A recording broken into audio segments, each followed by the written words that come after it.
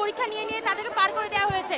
অনেকের নাম তো ডাকসুর এখানে ভোটার লিস্টেও এসেছে। তারা একটা নীরব ভূমিকা পালন করছে, দর্শকের ভূমিকা পালন করছে। সাধারণ শিক্ষার্থীদের দিকে না গিয়ে বিভিন্ন যে সংগঠন রয়েছে তাদের প্রতি সফটনেস বা বায়াসনেস কাজ করছে।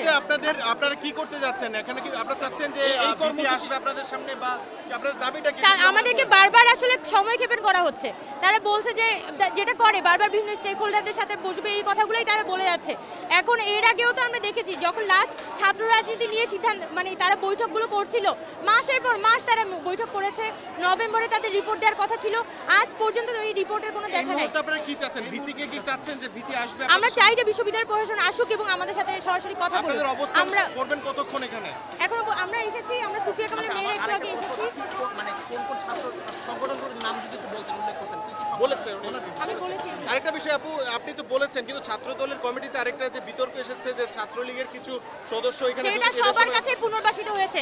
ছাত্রলীগ তো এখানে ছাত্র শিবিরের কাছে, ছাত্র বাংলাদেশ গণতান্ত্রিক ছাত্র সংসদ বলি, ছাত্রদল বলি, সবার মধ্যেই ছাত্রলীগ পুনর্বাসিত হয়েছে। এখন ছাত্রলীগ যে এখানে হামলাগুলো চালিয়েছিল তাদেরকে শনাক্ত করে তো তাদেরকে আইনের আওতায় আনার কথা, কিন্তু আমরা দেখেছি ব্যাকডোর দিয়ে সন্ধ্যাবেলা তাদের পরীক্ষা নিয়ে তাদেরকে পার করে দেওয়া হয়েছে। অনেকের নাম তো ডাকসুর এখানে ভোটার লিস্টেও এসেছে।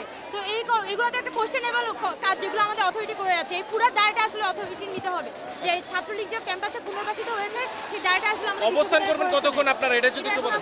আমরা ঠিক করিনি, কিন্তু আমরা একই সাথে বলতে চাই যে ডাকসু বানচাল করে কোনোভাবে এখানে এইসব মানে এখানে যাতে কোনোভাবেই মানে এইসব ছুতা ব্যবহার করে যাতে কোনোভাবেই ছাত্রদের যে গণতান্ত্রিক প্রতিষ্ঠান বাংলাদেশ গণতান্ত্রিক ছাত্র